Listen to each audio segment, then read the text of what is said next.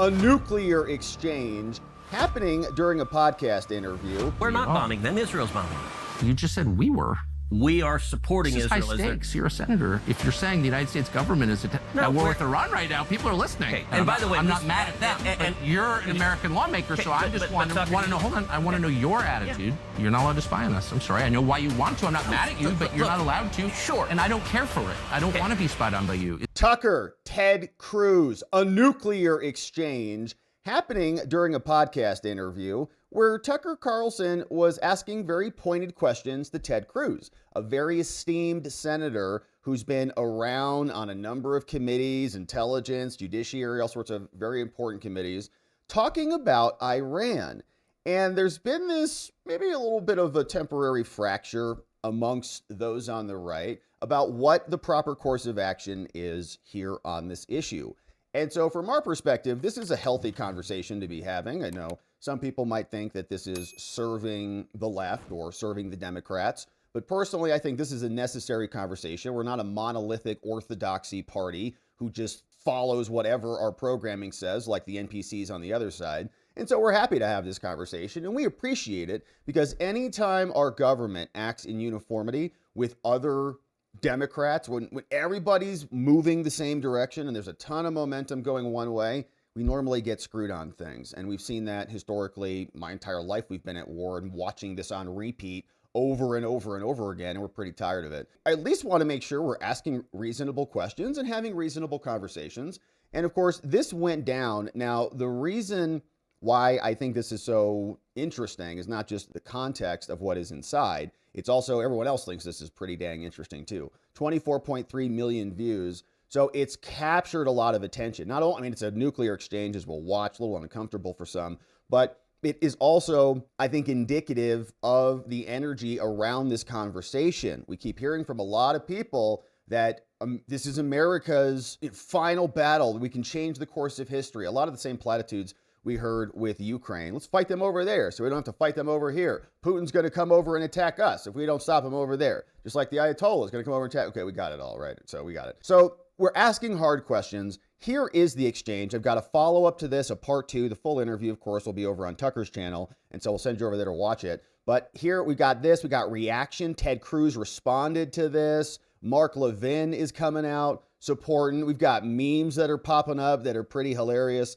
And so this is how it started after Tucker posted this. How many people live in Iran, by the way? I don't know the population. At all? No, I don't know the population. You don't know the population of the country you seek to topple?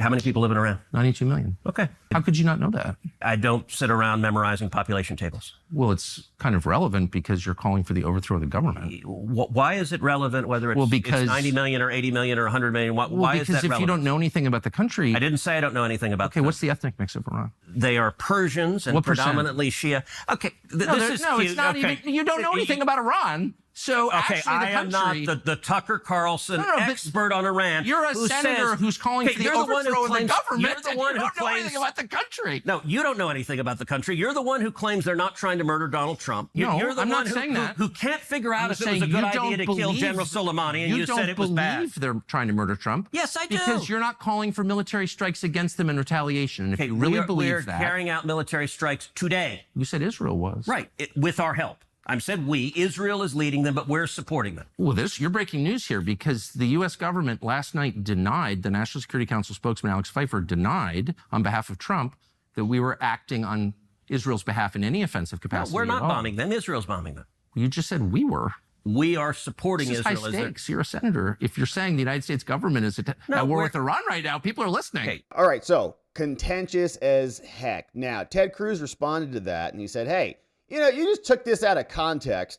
Says, I did a long interview with Tucker, and he released a snippet playing a gotcha game on the population of Iran. And I declined to play that silly game. I don't need to know the population. He says, watch the full 2-hour interview where Tucker attacks Trump, attacks the AIPAC lobby, of which I think Ted Cruz gets a lot of money, like $500,000, I think is what I saw. Falsely claims Iran is not trying to assassinate Trump. And we'll, of course, wait for the full interview. But we also had a part 2. Back then, when Ted Cruz posted it, it was only at 11 million views. Now it's up to 23, probably going to be 30 by the end of the day. It hasn't even been 24 hours as of this recording. But here was a part 2 of this. Yashar Ali clipped it. Looks like they may have posted a second clip over on Vertical platform talking about Mossad and spying on American presidents. Here's this exchange.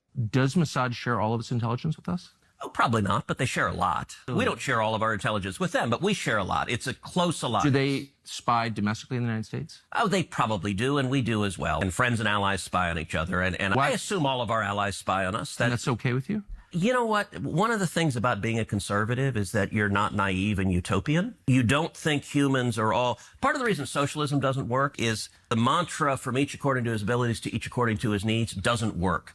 As a conservative, I assume people act in their rational self-interest. So it's conservative to pay people to spy on you? It's conservative to recognize that human beings act in their own self-interest, and every one of our friends spies on us, and I'm not... Do you like it? That's my question. I'm not asking whether they have motive to do it. Of course they do. I understand that, and by the way, I'm not mad at them. But you're an American lawmaker, so I just want to know. Hold on, I want to know your attitude. Yeah. You said that your guiding principle, in fact, the only principle, the only criterion. I said guiding, the overwhelming. I wouldn't say only. Is it in America's interest for Israel to spy on us, including on the president?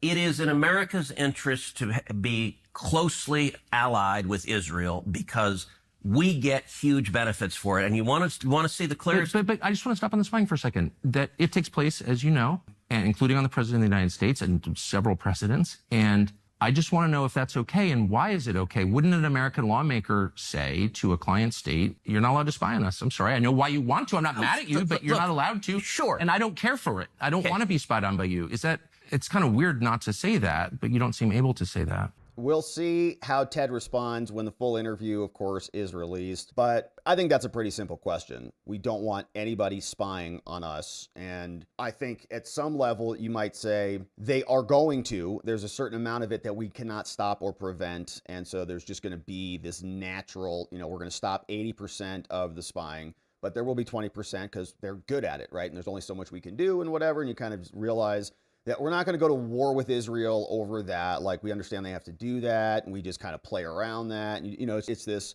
unspoken kind of oversight that everybody's kind of doing on each other. You leave it at that.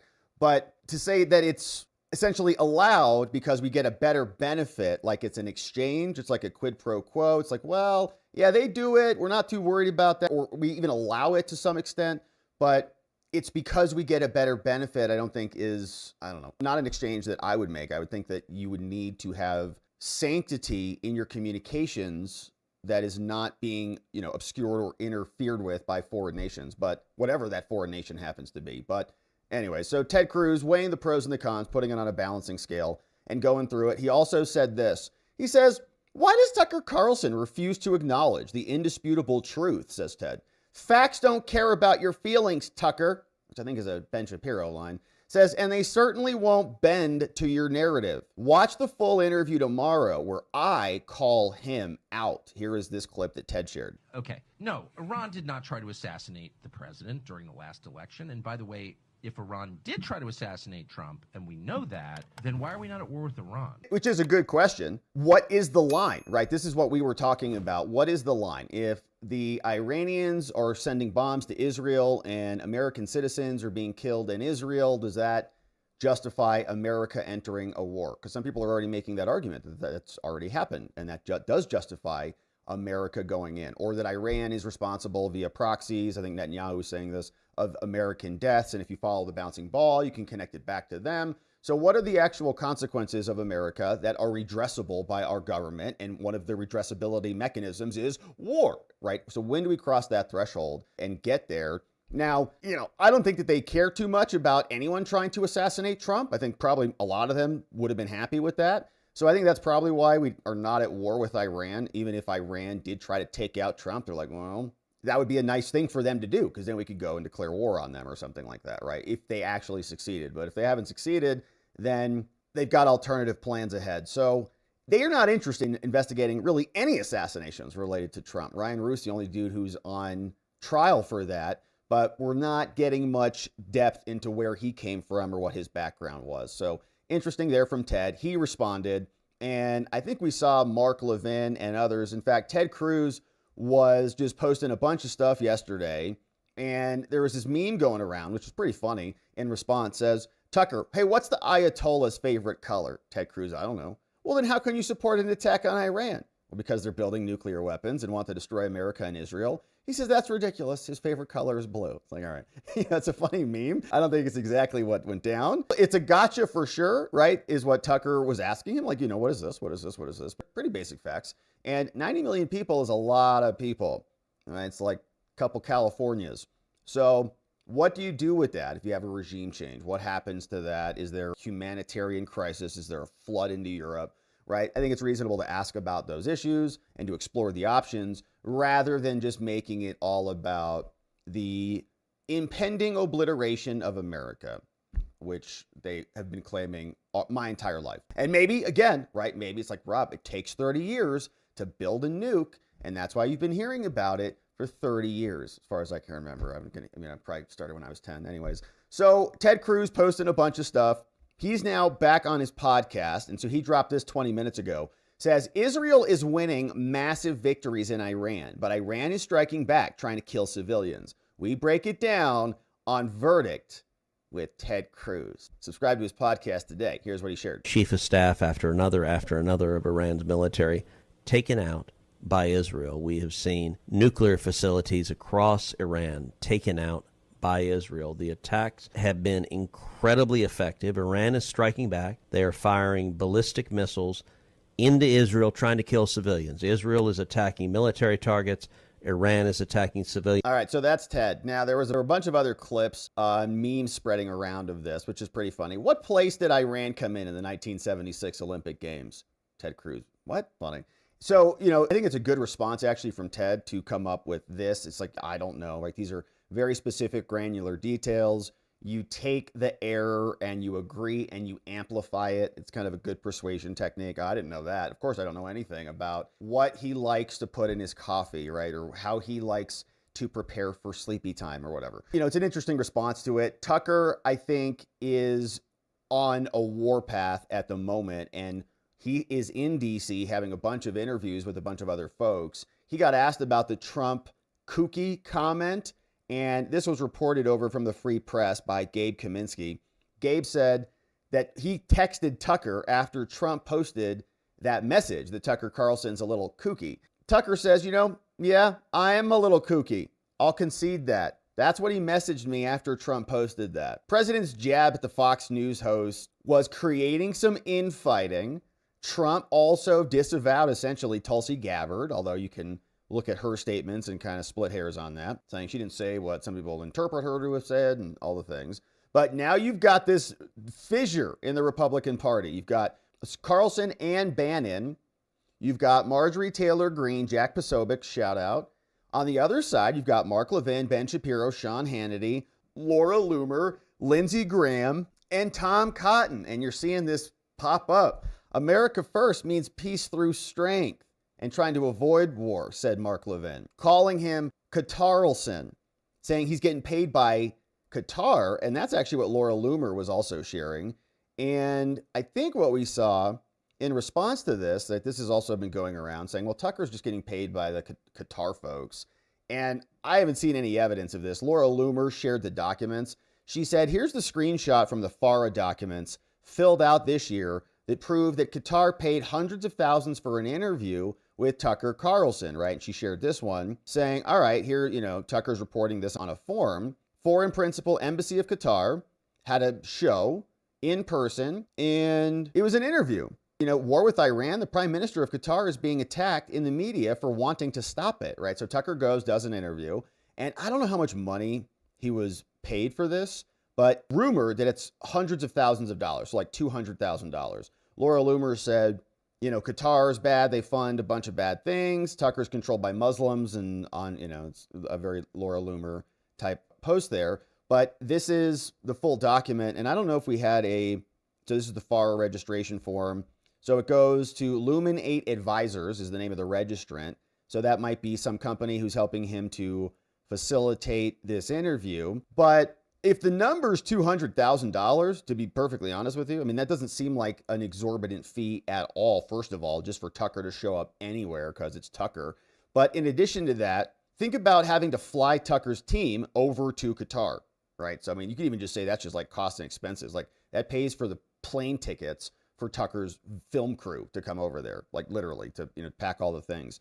So if that's the idea, right, here's the thing of value. We got some other things, legal services related to compliance with foreign agents and foreign registration acts and all the things. So I don't know that even if it's $200,000, that's like shocking amount of money that's influential for, I mean, I think it would cover the costs. I can't even imagine what it costs to fly 10 people over there with all your camera gear, set them up in hotels, set up the interview, all the things, like pay for lodging and all the stuff.